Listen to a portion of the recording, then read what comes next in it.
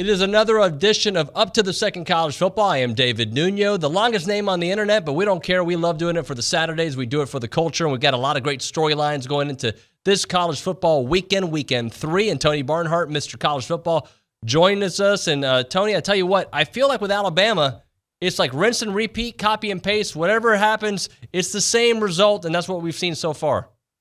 Well, that's exactly right. I told some people, a couple of weeks ago, I was speaking to a group. I said, I was wrong about Alabama because I said, Alabama, there is no way that Alabama can be as good this year as they were last year.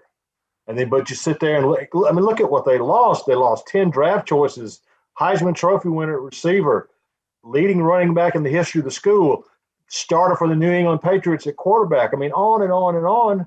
But they haven't. It looked like they haven't missed a beat. Now we'll see. They got to go to the Swamp Saturday, and we'll see. We'll see what that's going to be like. But it's amazing how efficient and how talented they really are. So how do you see that game playing out?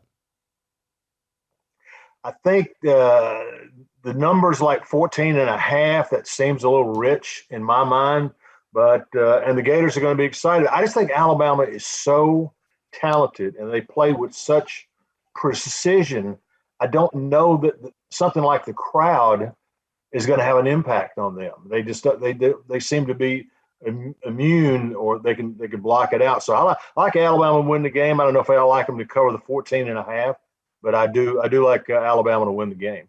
Tony, how surprising has it been some of these top programs out there struggling against whomever? You've got the LSU game, obviously early on against UCLA. They didn't look great last year. Oklahoma struggled on against Tulane. Notre Dame has struggled through 2 wins. Ohio State hasn't looked great in both of their games. A close game with Minnesota, then obviously the loss to Oregon. What do you make of it all?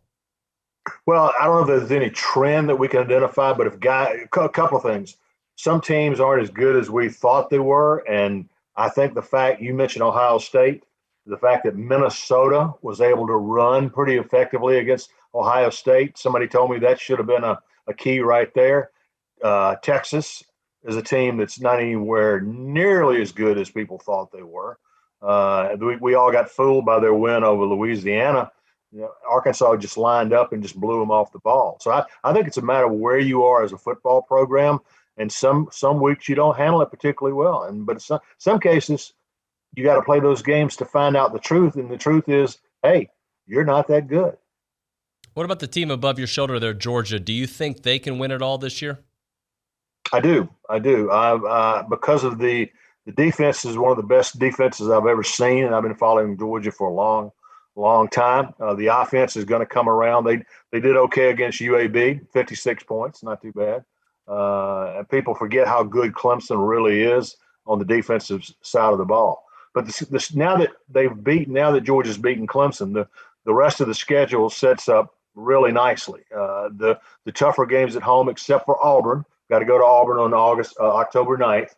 The rest of the schedule sets up fine. And, oh, boy, if you win them all, guess who's going to be waiting in Atlanta? That's exactly right. Let me ask you this. How long does it take for you to really identify a team that is a legit national championship contender? Like, is it 2 weeks into the season, 4? Like, when do you see the trends to kind of say, yeah, this team could be playing there at the end of the year? They got to play somebody, okay? They got to play somebody that is not there to pick up a check, and they got to play somebody who's got elite athletes on both lines of scrimmage. And then once you see a team like that play, after I saw Georgia play the game against Clemson, you said, okay, that's a team that could win the national championship. Don't know that they will, but they've got all the elements. Obviously, the first time you saw Alabama against Miami, you looked at that team and went, yeah, that's a team that can do it. We looked at our first game, Ohio State against Minnesota. We went, everybody's got them in their last 4. I don't know, and so you got to play somebody. So I'm anxious to see kind of how Clemson goes from here. I mean, Clemson said, hey, we gave up 3 points. The other points were a pick 6. We got a good football team. So we'll see, because they don't play much of a schedule either. Tony Barnhart with us here. And, Tony, you mentioned Texas earlier, but what about Arkansas? How good is Arkansas, considering that they were trailing the Rice? They destroyed a Texas team that was probably overrated. How good is Arkansas? we don't know yet because they've got to play Texas A&M and they've got to play Georgia. They've got to play those teams that can line up with them and physically play the game. And so what Arkansas did was impressive because, frankly, they just lined up and kicked Texas the whole game. But we don't know how good they're really going to be until they play against the Texas A&Ms and the Georgia and people like that. What do you make of Texas A&M struggling there against Colorado, obviously using their backup quarterback there in Zach Calzada? The defense, elite. I don't know if they're at Georgia level just yet, but they were pretty elite in that second half. What do you make of them? Defense was really Texas A&M. Very impressed with what they've done there. Now the question becomes, obviously, you're going to be without Haynes King for several weeks. The injury was required surgery, and it's going to take some time. The question is, can Zach Calzada take you where you want to go? I talked to my man Billy Lucci a pretty good bit, and I know he's got a major league arm. There's no doubt, but can he make the variety of throws that you've got to make to play that position? Can he show the leadership skills? I heard Jimbo today at his presser, talking about he was very pleased with Zach's leadership skill because I got to give him credit because you got a touchdown going in and the ball comes out of your hand right at the goal line. You take that touchdown off the board, and a lot of teams would pack it in and say, hey, we're on the road. This is not our day. But to give Calzada credit, he led the team, got the team down the field when he had to, and he was a very smart man. He got the ball in Isaiah Spiller's hands, which I always think is a very smart thing to do if you're a quarterback. Tony, is the Pac-12 maybe a little bit better than we thought? Oregon's obviously playing phenomenal ball. Colorado better than A&M expected, I think, on the road. UCLA as well. I really like Oregon. I've liked Oregon a lot. Mario Cristobal Mario Cristobal is building an SEC football program in the Pac-12. That's what he's doing. He learned that from his time at Alabama. And he said when he took the Oregon job, he wanted to do something completely different than everybody else. And that is finally starting to pay off. So I really like Oregon. I'm anxious to see how good UCLA really is. I want to see how they play in that league going forward. But it was other than Washington, struggling. Obviously USC fired their coach yesterday. I think the Pac-12 is getting better, but they've still got some issues. How about LSU? I mean, that's the team that I cannot figure out. I heard all the talent in the world over there. Ed O's got a sinking ship, it feels like. What do you make of LSU? Well, all summer I was having this argument with my friends because some of them would say, LSU's going to bounce back in a major way after last season. I'm saying, guys, I don't see it. I really don't. Now, I didn't think they'd lose. I picked them to beat UCLA, so I was stunned by that. So they've got to play more consistently. I think Max Johnson, the quarterback, can take you where you want to go. But right now, at best, they're the fourth best team in that division. I got Alabama, Texas A&M, and Ole Miss ranked ahead of them in that division. And Coach O needs to get this thing turned around because it's been ugly to watch so far. Last thing for you, Tony, what has happened to Miami? I feel like that was a program that under Mark Richt, it felt like it was coming back. There were some ups and downs, and right now it doesn't feel up at all. Well, it doesn't.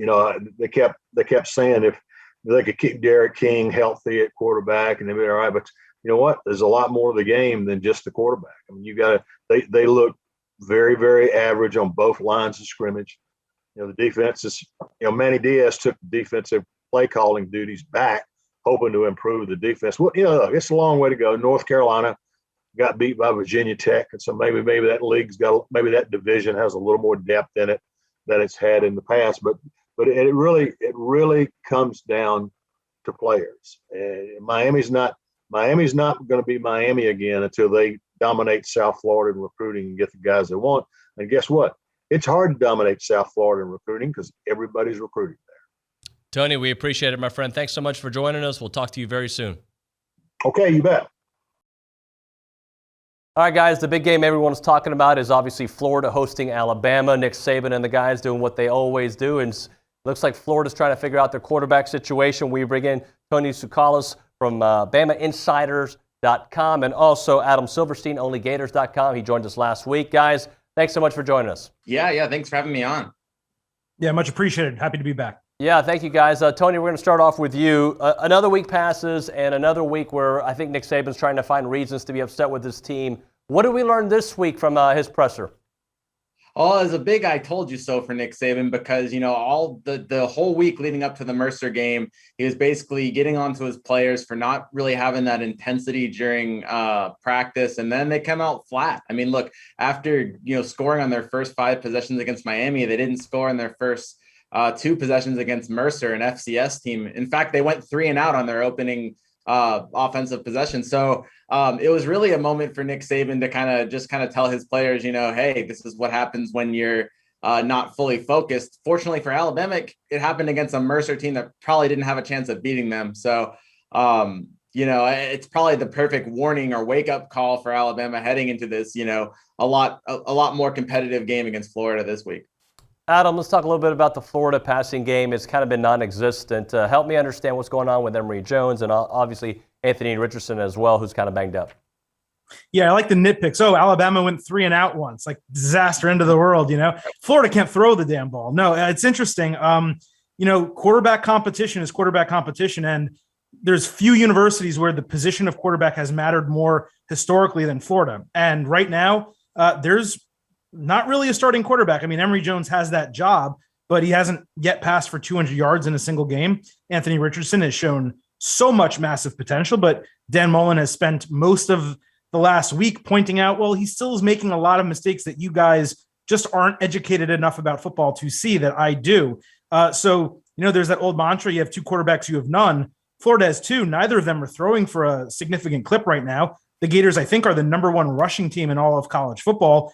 Alabama presents a pretty damn good rushing defense. So I don't exactly know how this game's going to go, but certainly improved play from the quarterback position is going to be paramount if Florida has any chance of beating Alabama. Tony, Alabama doing their defensive things again. They've created 5 turnovers, 4 picks, 1 fumble recovery. How are they doing it this year? Yeah, well, this defense is so experienced. They lost so many stars on offense during the draft, but they returned, all but 3 starters from last season. So I think you're just seeing a really experienced unit. It's also a really deep unit. I mean, look, they had success on defense against Mercer, and they were without their first 2 cornerbacks. Obviously, they lost Chris Allen for the year against Miami. And then in the third quarter, they lost Will Anderson, so those are their 2 best pass rushers and their 2 cornerbacks. And they were still able to get the job done. In fact, you saw both backup cornerbacks, so Marcus Banks and Kool-Aid McKinstry, they both recorded interceptions against Mercer. It looks like both of those, Josh Jobe and Jalen Armour-Davis, look like they're probably going to be back against Florida. And, I think Alabama's pretty optimistic that Will Anderson will be back against Florida as well. It's just it's a defense that's really nasty and that can, rush the passer and is also really sturdy in the back end with the secondary. And then when you look at those 2 guys in the middle, Henry TuiTo'o and Christian Harris, I mean, look, when you look at that, I mean, that the middle of that defense and the linebackers that Alabama has, it's probably the best in the nation in that regard. So it's a really strong unit. And Alabama's going to lean on it more than the offense. The last couple of years, they've really leaned on their offense. But this year, I think they're more of a defensive team. Adam, let's talk a little bit about that running game that you alluded to earlier. They're going to have to lean on it, right, against Alabama if they have so many question marks, even though Bama is so good at stopping the run? Absolutely. I mean, you do have Jacob Copeland, a wide receiver, who said this week, Florida has barely scratched the surface of its playbook, which is a really good thing, especially if you're averaging about 375 rushing yards per game through a couple. But if everyone's running, then where's that other part of the game coming from? But Florida has the pieces. Emory Jones and Anthony Richardson from the quarterback position are able to run. Dameon Pierce, Malik Davis as running backs, Naquan Wright. They have a couple 5-star transfers just kind of waiting in the wings there as well to run the football. So the Gators are going to have to get it done on the ground to open up the pass. The question's going to be, with all of that talent that Alabama has defensively that was just mentioned, are they going to be able to move the ball through the air? And if they're not, then those 3 and outs for Florida are going to come fast and furious in the swamp. Back to you, Tony. What's the key to the game for Alabama to get their 3rd straight victory this year? I think just being more disciplined. They had so many penalties against Mercer. And, if you get those careless penalties that take points off the board or end drives or maybe even extend drives on the other side of the ball for Florida, you'll have to pay for those eventually. And especially in the Swamp where things are going to be loud, it's Bryce Young's first start. I just think that, the penalties and self-discipline is going to be the biggest key for Alabama. I think Alabama has more talent than Florida has. Although Florida will be the toughest team I think that they've played so far. But if they can take care of business and come out focused, I think they should be fine. But it's still a young team. It's still a team with a lot of new starters, especially on offense. And we'll kind of see how much that discipline and focus is increased from week 2 to week 3. All right, Adam, I'll ask you the exact same question. What is the key for Florida to beat Alabama there at home? Sure. I mean, I'm talking about all the offensive problems, but really the key to beating Alabama is limiting those offensive possessions and getting the offense and Bryce Young off the field. They have to do that defensively. The Gators have shown in some improvement, especially in the defensive front seven. The line is playing exceptionally well, really getting after the quarterback. There are some concerns in the number 2 cornerback spot. Jaden Hill out for the season before it even really began. The 2 guys that have replaced him, Avery Helm and Jason Marshall, a 5-star freshman, haven't really been up to snuff, and that's bound to happen when you have some young players in that position. The question is, can they do enough to help the rest of the secondary, to help the rest of the defense, limit those possessions and limit the points that Alabama is definitely going to put on the board? That way the offense has a chance to match them or even exceed them and potentially pull off the upset. Tony Tsoukalas and Adam Silverstein, thank you so much for joining us. We'll catch up with you guys again. Enjoy the game. Thanks for having us.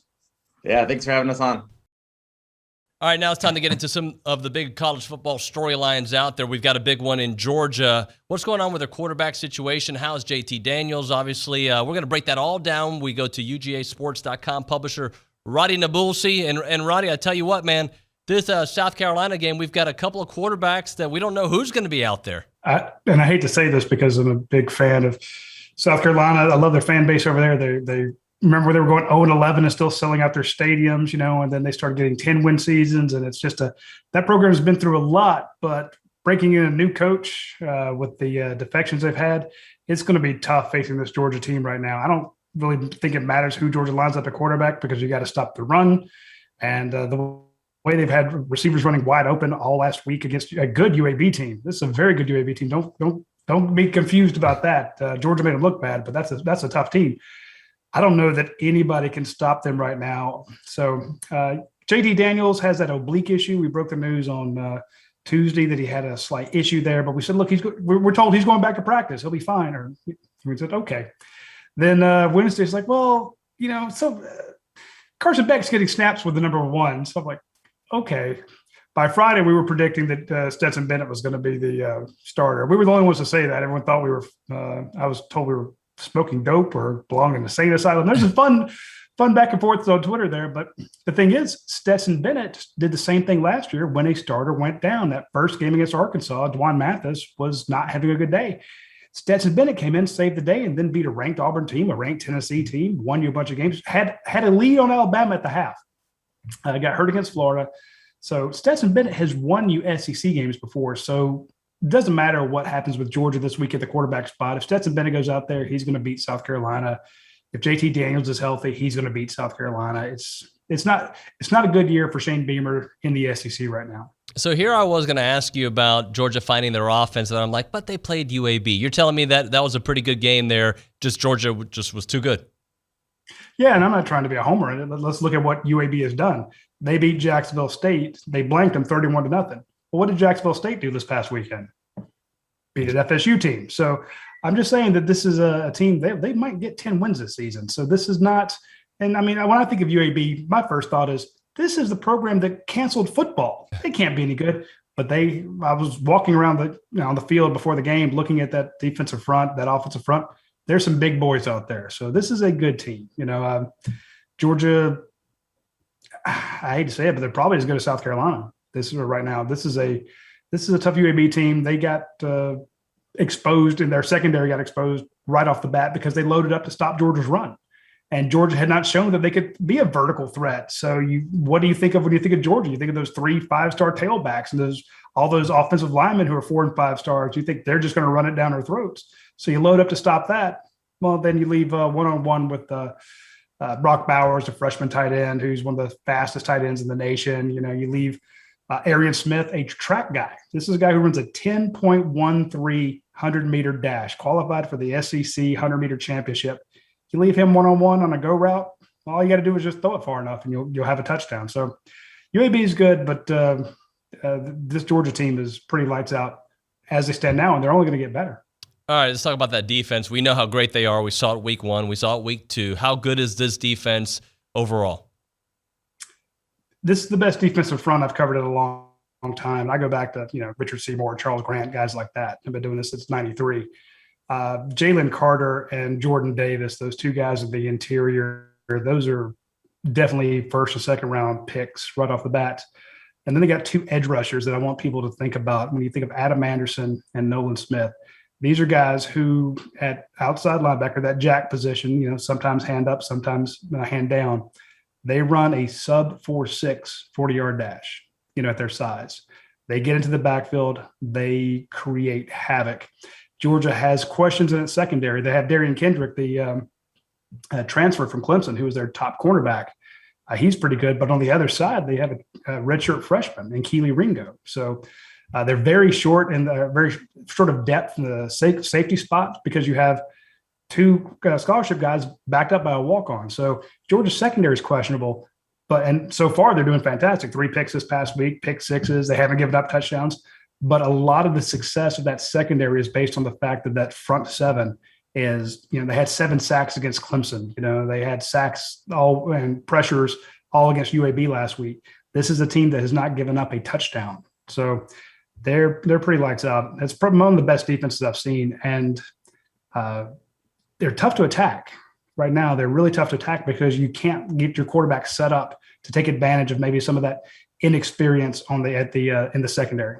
Radi, last thing for you. What is the biggest, question mark or the biggest issue when it comes to Georgia overall and their chances of winning a national championship?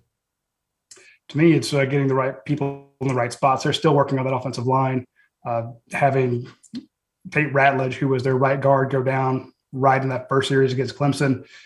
That puts Warren Erickson, your starting center, over at right guard, and that brings in a true freshman, Cedric Van Pran, to be your center. That's putting your 5 best out there, but that's also your number 1 and number 2 centers. So do you punish one of them by taking him out because you can't afford to endanger one of your centers, or do you truly play the best 5? They need some help from the secondary. I mean, I mentioned that, but right now, who's Georgia's bell cow wide receiver? When you look at some of the great football teams out there, the teams that have won championships, they have a George Pickens out there that's just unstoppable. They have a Jalen Waddle. They have a Devontae Smith. They have that one just wide receiver you can't stop. A Kyle Pitts. Some of these looking back at LSU and all those great wide receivers they had. Who's Georgia's top guy? That's something that has to be identified. And right now, that is a issue for Georgia. They'll get some of those guys back, but right now, you just don't have that alpha dog wide receiver. So that's something to keep an eye on. Radi Nabulsi, UGAsports.com. He is their publisher. Radi, we appreciate it, my friend. Thanks for having me. Take care. All right, now we're switching gears to Clemson versus Georgia Tech. Clemson obviously sporting that salty defense. We saw that in week 1. We've seen it definitely in week 2. Here's Lawton Swann of Clemson Sports Talk. What's going on, my friend? Hey, man, doing pretty good. Hope you guys are well. Yeah, man. So, hey, how are we feeling about Clemson after obviously the close loss to Georgia, which was a game where there's just no offense but 2 really strong defenses, and then the follow-up destruction of South Carolina State? Yeah, I think it's interesting because when you play a team like Georgia right out of the gate, you're jumping into the deep end of the pool, and you're going to find out a lot about yourself. And I think as the season goes on and as Georgia continues to probably play pretty good, I think the feeling will be that, yeah, Clemson's a really good program as well. I don't think any of that was lost that night in Charlotte. But, I wasn't overly impressed with Clemson this past weekend against SC State. I think it's a difficult measure, though. And so as they start to move into league play coming up this weekend against Georgia Tech, I think you'll start to find out a little bit more about what Clemson looks like against top-tier opponents.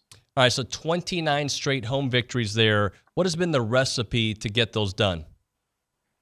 I tell you, I think it all started on the recruiting trail and sort of Clemson's changing of the guard in terms of what their focus was with the program. Accountability, academics, the things that I think a lot of programs kind of slough off to just go out and get, talented football players. Clemson wants to get guys that are dedicated both on and off the field.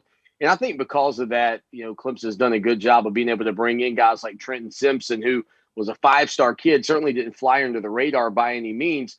But when you take a 5-star guy, you guys cover recruiting and you know all about it as well. If you can find a 5-star guy that's got that heart of a 3-star guy, that even though he may have been at the top of his game forever, he's still driven and motivated, man, those guys can become just next level players in a hurry. And I think that's what really, that's what Dabo Swinney and the staff look for.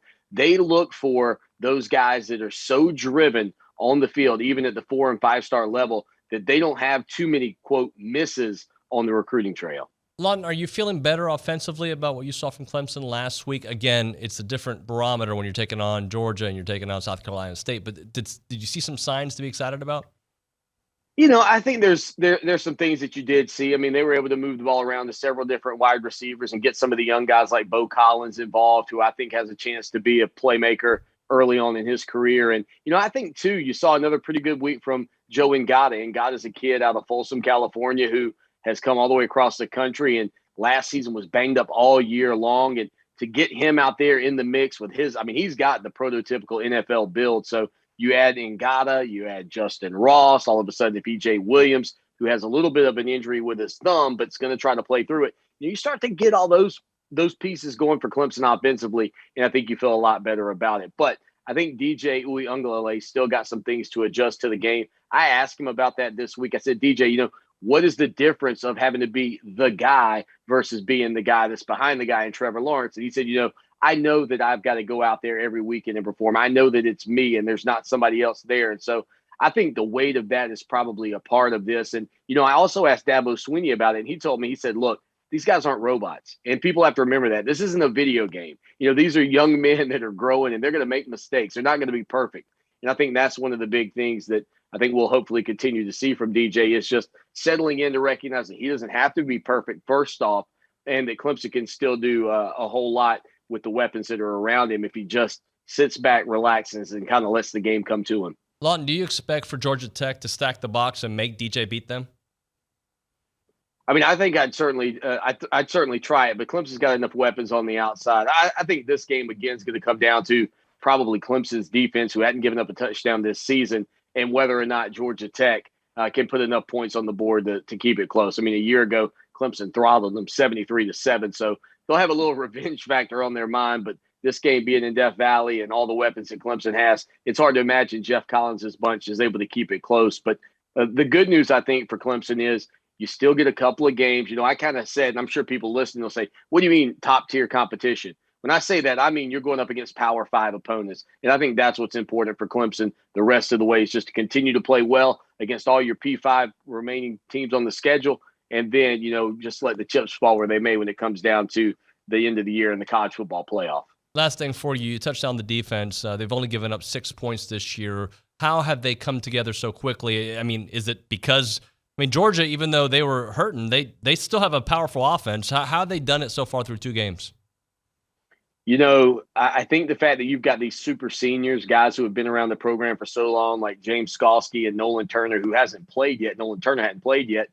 And you've got the willingness to sort of bring in and endear those young, freshmen into this group already. And that's something that Brent Venables talked about this week. And, it's about, back in the old days, there was a little, I don't want to call it hazing, but, there were some things where the young guys, maybe they were having to do some things that the older guys weren't. I think these older guys have just put their arms around them and said, hey, whatever it takes to help us win. And so I think that's the thing that you've really seen is that whenever they go down the roster, second, third, teamers, even maybe some 4-team guys that are getting opportunities, they're invested. Now, I think that's really happened across the country with the new deal where players can play 4 games. That 4-game redshirt rule is really nice because it keeps guys engaged in film study and everything that goes into getting ready for a game in the middle of the season because you never know when your number is going to be called. And that's something years ago or a couple of years ago, you'd had to worry about guys checking out, right? I think we all kind of have seen that in the past. So I think that's a positive benefit of some of the changes that we've seen in college football recently. Lawton, we appreciate it, man. Thanks so much. Always enjoy being on with you guys and look forward to talking to you soon. All right, guys, we're going to finish things off with a little Notre Dame and Purdue, two teams that have not played each other in 7 years. Mike Frank of Irish Sports Daily joins us here to break it all down. Mike, how are you, sir? Doing good. Unfortunately, the Irish kind of struggled a little bit, but I'm hoping that this week they'll do a lot better job this week. They've got problems. They're on their third left tackle, and it's hard to believe that you're on your third left tackle in the third game. And they lost their first one in the first half of the first game, their second one in the first half of the second game, and so they've just struggled with their offensive line. And so this is going to be a tougher matchup than people probably realize. George Karlaftis is one heck of a pass rusher, and Purdue can throw the ball. So Notre Dame's going to have to play well and play a lot better than they did the first two games. Yeah, help me understand, and I know you gave me a little bit of a preview with the tackle situation, but like the way Notre Dame has played this year, are you guys thinking to yourself you're blessed to be 2-0 based on all the way the games have been played, or you're like, we're Notre Dame, we should be winning these games and winning them by much bigger than you are? When I look at this situation, it comes down to turnovers. It comes down to just making some bonehead plays. There's a pick six last week. They fumbled going in for a touchdown on another drive. So they just really have done a lot of uncharacteristic things for Brian Kelly teams. But the problem is when you got to replace 4 offensive linemen up front, you're going to have a lot of issues. And they've had to replace some key defensive players too. And the biggest thing we kind of talked about at the beginning of the year, a number of players you couldn't afford to lose, and they've lost probably 2 out of their top 5 players and guys that they were counting on. And when that happens, it's tough to overcome, especially when it happens so close to when you're getting ready to roll or right at the beginning of the season, which is what has happened in both those injuries. All right, Mike, I got a funny question for you, but I'm going to ask. Is Purdue better than Florida State and Toledo? Because those are 2 games that I expected it to be easier than they turned out to be. So how does Purdue rank in those 3? I think when you look at Purdue, it's interesting because they play well at times. I think they're a pretty well-coached team. Defensively, they've really struggled in the past. They've got a new defensive coordinator. And in that situation, of course, Notre Dame's dealing with that right now as well. When you start out with a new defensive coordinator, it's a new scheme. And even though you have some experienced players, it takes a while to kind of grasp that scheme. And so Purdue has, I wouldn't say that they're necessarily better than Florida State. I think Florida State has better athletes, but I think Florida State has probably more cultural problems than say Purdue does at this point. So, and it is a rivalry. And there's no doubt Jeff Brom wants to beat Notre Dame more than anything. That'll be a feather in his cap if he can pull that off. And so, especially, there's a lot of talent starting to emerge in the state of Indiana. Notre Dame has landed a bunch of players from the state of Indiana. Usually it used to be maybe one they'd be interested in. And now it's, 4 or 5 every year. So there's a battle to land some of these guys. And they also have David Bell, who's a wide receiver Notre Dame recruited, that's on their team, and a really good receiver that chose Purdue over Notre Dame. So there are some prizes to be won at the end of the day. Mike, beyond popping his finger back in, give me the ups and the downs when it comes to Jack Coan. He's looked good at certain points of the game, but also struggled avoiding the rush. I really feel bad for Jack Coan. If he would have played under last year's offensive line, he'd look really, really good. But he's not somebody who can move and is not the most mobile guy. And that's kind of hurt him a little bit. And that's why we saw Tyler Buckner, the true freshman, come into the game. And you're going to see both of them. And we'll have to see how it goes. If Notre Dame can't develop a better running situation, you'll probably see more Buckner as the season goes on. He's a talented kid, and they have a lot of faith in him. But Jack Coan has been really, really good at distributing the football when given the opportunity. And so hopefully that will continue. And they really need it to continue because Buckner's just not there as a passer at this point. And he's really been running third string. They have a second string quarterback. And so he really hasn't had the same kind of reps that even a second string quarterback would have. But they knew that he could bring that run game package that they've been lacking so much. And because they can bring that, now you're going to have to start including him. And he just doesn't have the breadth of the Notre Dame offense and the playbook at this point. So it's not like putting in another number 2 quarterback. It's like putting in your number 3 as far as how much they can really handle at this point. Mike Frank with us from Irish Sports Daily. Mike, what about the defense giving up about 34 points a game? Obviously unacceptable with what they're trying to do there. Yeah, it's surprising. And I think part of it is again, missed tackles, bad angles, blown assignments. And again, this is learning that new scheme. It's quite a bit different than what they were doing before.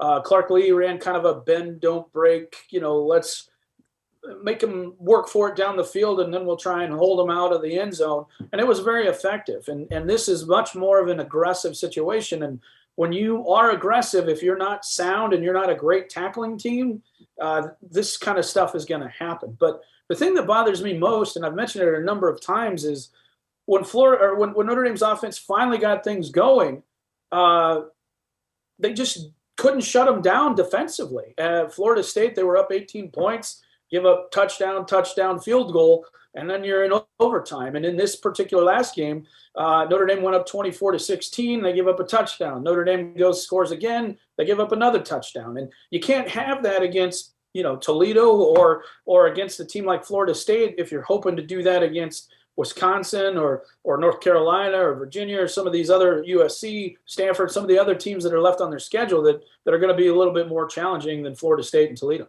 All right, that is Mike Frank, Irish Sports Daily. Mike, we appreciate your time. We'll talk again, my friend. Yeah, anytime. Thank you so much. All right, guys, that does it for Up to the Second College Football, the longest name on the internet. We don't care. We love it. We'll see you guys next week.